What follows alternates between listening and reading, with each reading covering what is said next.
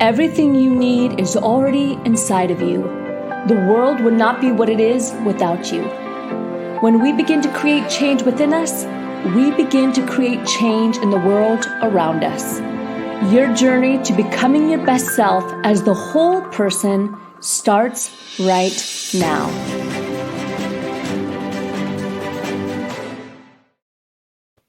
Hello and welcome to the Become Your Best podcast and webinar series. I'm honored to be your host. I'm Lauren Sweeney, the Vice President of Rise Up For You and your podcast host. Today's guest, Valorie Kondos, is amazing. And we're going to talk about how success looks different for everyone. She comes with a wide variety of experience having success herself and coaching others to become their best. She's a retired head coach of the 7-time NCAA Champion, 22-time regional, and 18-time Pac-12 champion, UCLA women's gymnastics team. Inducted into the UCLA Athletic Hall of Fame in 2010, the 4-time National Coach of the Year, was also named West Region Coach of the Year and Pac-12 Coach of the Century. Amazing. For her solid track record as a predominant coach. Affectionately known by her gymnasts as Miss Val, her reputation is only one reason that 46 former U.S. national team members came through her program and why half of the last 2 Olympic teams committed to UCLA. Amazing. Her coaching success can be attributed to her extraordinary leadership, yes, and mentorship of young student athletes and the way in which she used gymnastics as an avenue to teach valuable life lessons while encouraging individuality and joy, which is something that's a value for us, that success, you may achieve it, but then is that really what you're looking for? And I know we're going to talk about that today. She actually began her career as a professional ballet dancer and choreographer for the 4 Washington, D.C. and Sacramento ballet companies. And although never a gymnast herself, she transferred her student athletes all she learned in the world as classical dance, which is just amazing to be able to have that skill and transfer it. It really does go back to those human skills that we talk about all of the time. And today, we're also going to be talking about her life philosophy. Don't wait to see what life is going to hand you. Take control of your life and design. Choreograph it exactly how you want it to turn out. Amazing. Valorie, we're so honored and excited to have you on the show today. Welcome. Thank you so much. That was quite the intro. I was like, wow, you filled in all the gaps from what I sent you. So thank you. Oh, you're so welcome. So coaching and mentoring is something we talk about a lot, not really in the sports world necessarily, but with executives, leaders. How do I self-coach? And then how do I also coach and lead a Fortune 500 company? And you did that successfully with student athletes, but it applies all around. How did you hone the skills? Because you yourself were an athlete. But that's not the same as being an amazing coach and mentor and leader. How did you make that transition and be so successful at it? Well, thank you for calling me an athlete. It's funny when I tell people I've never done gymnastics. I coached it for 37 years, but I was a ballet dancer. And they say, oh, you were an athlete. And I go, yeah, I was, but it wasn't about a team sport, which is very different. And the thing that resonated with me so much when I started coaching, and especially when I became a head coach, was there has to be more to athletics than just bragging rights of winning. And what did success beyond the win look like? Because I have done a TED Talk that has actually done very well, and it begs the question, is all winning success? And thankfully that we're living in a time where we can talk about the fact that no, all winning is not success. Yeah. And the win at all cost mentalities that we have all not just succumbed to, but actually embraced. We have learned to create damaged human beings. And so let's just not talk about the win. Let's talk about let's define success beyond the win. Yes. I love that. We talk about that so much, that in the Scandinavian regions of the world, they tend to be happier. It's literally on the World Happiness Report. And in the US, we tend to be very low. And it really is. We're so attached to our titles and our successes, and yet then we're like empty inside. Right. And when you look at the Scandinavian countries, a lot of them, they do not let their youth, when they play sports growing up, they do not play for travel teams. They do not train for tournaments. They do not train for championships. They do not play for those until they're teenagers. So they grow up just loving the sport and loving to play. And that is what carries over in their adult lives. Something that really hit me in your introduction is the title of your business, Becoming Your Best. And I think that word, I know that you must have vetted this with your team, but the fact that it isn't become your best, because once again, become your best means that you're finite and that you've achieved your best. And I think we all agree that, and I plan on becoming a better version of myself till the day I die. And I love the word, become your best, but really becoming your best. Absolutely. As we help individuals rise up for themselves and becoming the better version of themselves, and sometimes that even looks like just being great with how I am right now, having compassion for myself and sitting in my superpowers that exist now if I change nothing. Because most of the time we're so unsatisfied, or we're taught like, keep going, keep going. Your version of your best is not good enough. So keep going. We never enjoy, even when we do have that win, even when we get that gold medal, so to speak, or we achieve in business, we still don't feel great. Right. Because we're thinking, oh, when I achieve it, I'll finally feel good enough. Right. And I just love the message behind, everything that you've talked about with your company. It really is, what does that look like? And enjoy the process and enjoy where you are, and then get excited and inspired about that next step. And in sports, we talk a lot about get 1% better today. Don't try to be perfect, just 1% better. And with my student athletes, when I would, every day we would line up. Every day we started our practices with breath. Every day we started with just think of one thing that you are grateful for that you have not earned. And now let's go around the student athletes and the coaching staff and talk about how we're going to get 1% better today. And what does that look like? And, for most of us, it's our mental game. It's our self-talk. For most of us, it's not as much giving grace to others as it is starting with grace for ourselves. It's hard. Yes. I love that. I love that you did that. For a long time, I ran a sales organization, a sales team, and we would talk about, oh, it's just so easy. Let's just go check off 12 tasks. Let's go check the 20 emails, and then I'll feel productive, which is true.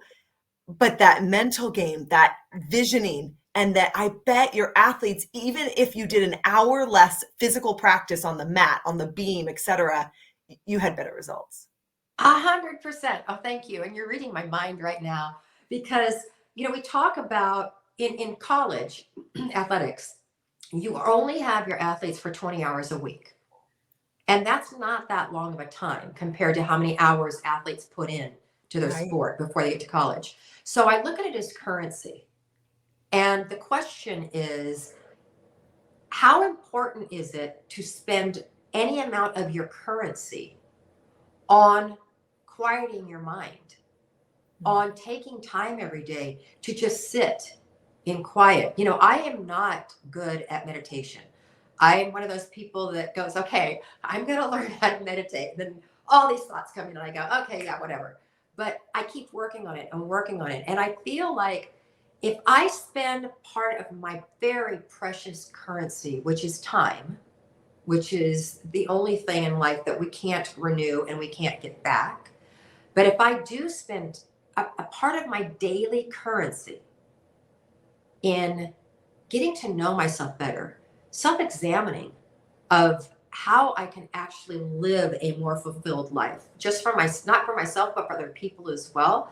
Those moments are the compound effect of those moments are what change your life for the better. And that's when I say choreograph your life one choice at a time. And part of that choice daily needs to be quiet time. It doesn't have to be an hour. We've learned that even a few moments of quiet time is like a nap, what the good it does for you. Absolutely. So how was your transition from retiring as a coach and putting all of that effort and everything into it? How's that transition or identity shift been? It's very hard. And I think that anybody in life that goes through a shift like that, it's really like, what is my value?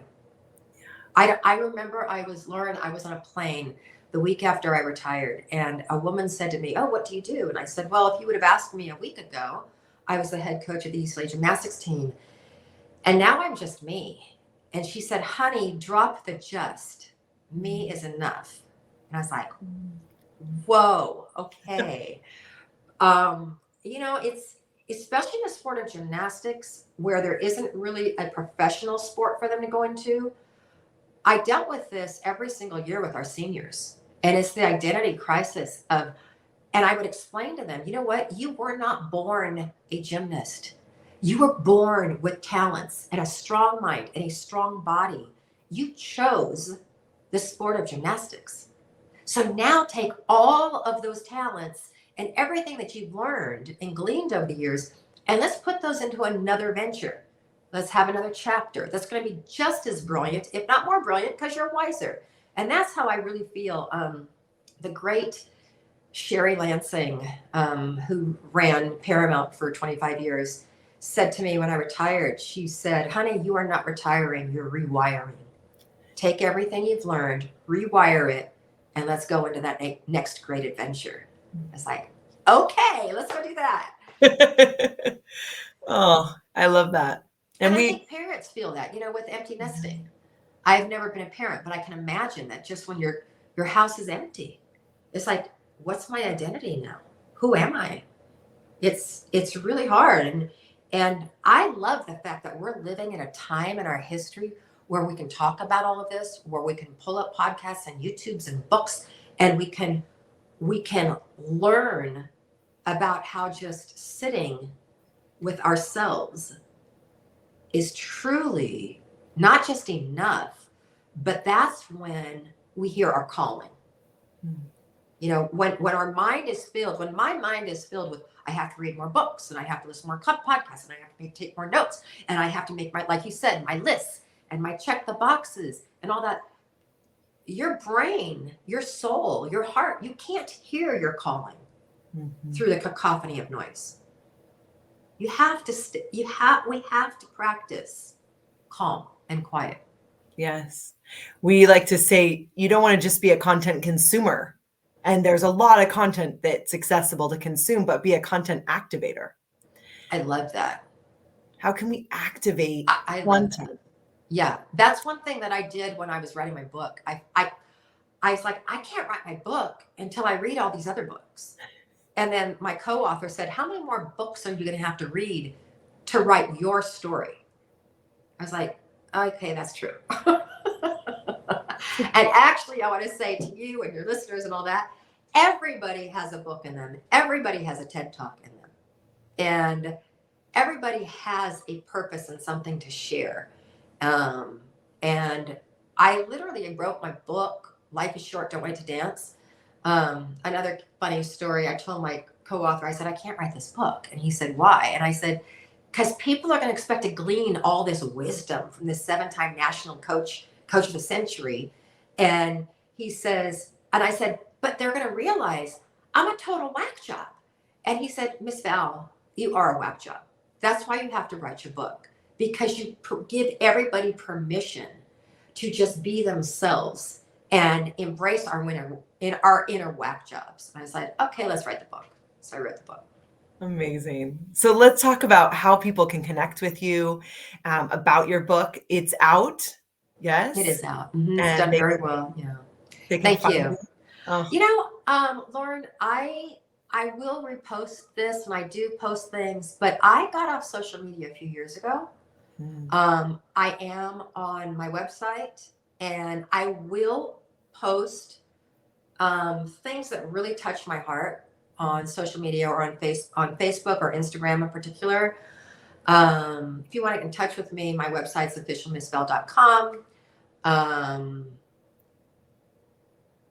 And I literally, I will respond to most DMs that come to me. And I would rather have that connection than a connection with the world. Yeah. And I may jump back into the game of social media at some point. But right now, it's so weird. When you get off social media, you realize there's a whole world out there that's not on social media. And they don't really care about it. And I'm like, wow, this is fascinating. But then again, I think that we have to, it's so enriching to have conversations like we're having. It's so enriching to listen to what you do. And, you know, the whole Rise Up For You message and encouragement is what every single human needs right now on our planet. So I want to thank you for what you do. Oh, absolutely.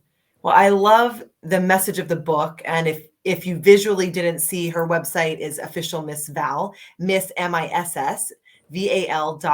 So you can connect. You can buy the book on Amazon and all of the places. Yes, absolutely. Yeah. So as we look at, okay, what's my identity? Like you said, your college seniors were going through that. You went through that. We talk with a lot of people, especially in the last 2 years, 3 years, going through the pandemic and everything, and a lot of loss of identity. Maybe that they lost a job, or they got divorced, or they, like, all kinds of things. They lost a loved one. It's a lot on their identity. What else helped you as a tool? You mentioned stillness, silence, writing. You did the TED Talk after you retired as well. Yes. So you were able to rewire, as Yes. that amazing woman on the airplane said to you. And then also, what else helped you in that transition of identity? During COVID, I felt God say to me, just say yes to everything. And so my way of helping through this horrible time was to say yes to everything. And that's when I said yes to every gym around the world that asked me to speak with their young athletes. And it was truly a gift to me, much more than what I gave to them. And as I'm looking at their little faces on the screen, and they're just, you know, they're not able to go to the gym. They're trying to do gymnastics in their living rooms, and they're just downtrodden. They're already sick of Zoom within the first few weeks. And it just came to me, and I share this not just with young people, but I just got through coaching a course at UCLA on transformative coaching and leadership. And it was my last thing that I shared with them. And I'm going to share with you right now is the realization, and this is very simple. It's not like this wisdom that I've come up with, but the fact that in all the history of mankind, Lauren, there's never been another you. And when you're gone, there will never be another you. You are here for a reason. And when I say that, and I'm looking at all the little faces on the screen on my Zooms, they're like, I was like, think about that. It like, how many billions of people have walked planet Earth? There's never been another you. You're here for a reason. And regardless of how many people you touch, whether it's just your parents, your family, your siblings, or whether it's a platform like this where we can touch thousands, it doesn't matter. What matters is you are here for a reason. You have a unique light inside of you that's never been a part of our planet before. So embrace that light, fuel that light that is unique to you. And then most importantly, share it with every single human you come in contact with. So imagine if everybody on the planet did that for even like one day. The planet would blow up. Yeah. Yeah. Oh, I love that. I love that you said yes, and you knew it would be healing for yourself during COVID. Mm-hmm. And of course, it was a giving to so many people that were transitioning and navigating, and to the youth. So it's it's beautiful to really realize what you needed. You needed them as much as they needed you. Absolutely. and you were open and the opportunities came. And Yes. so as we close, we touched on it, but we love to ask, what does rise up for you mean to you? Oh man, that's a great question. Rise up to me means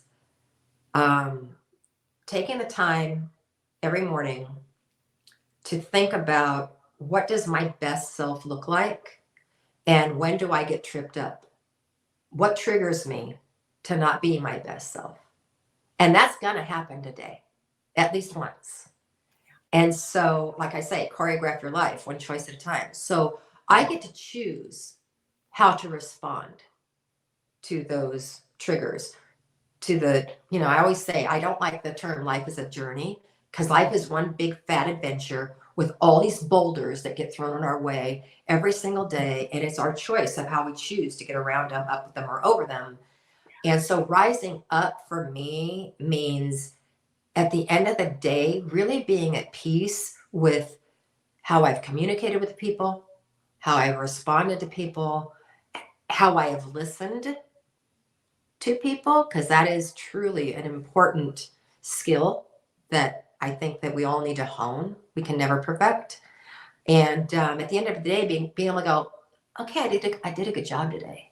And even when I did screw up, being able to sincerely apologize and give myself grace in that moment, that understanding that if you don't accept my apology, that's okay. It was sincere from my perspective. That lifts me up, that okay, I'm walking wherever my feet are planted in this earth today. I'm leaving my positive light. Absolutely. Oh. This is where we need to have the light, like the firework behind us. The fireworks and the screamers. Yes. choreographing my life, right? Choo, choo. Oh, Valorie, thank you so much. Thank you for being on the show today. Love, love, love. I'm going to go out and work on becoming my best today. Amazing. Oh, so great to have her on. Wow. We could talk for hours about all of her life experience and how she pivoted. And I hope that you gained something today. If you want more support, did you know that you can download our free confidence kit, riseupforyou.com/confidence. It is videos and workbooks absolutely for free that will help you in becoming your best. Until our next podcast episode, keep on working on ourselves, and we'll see you next time.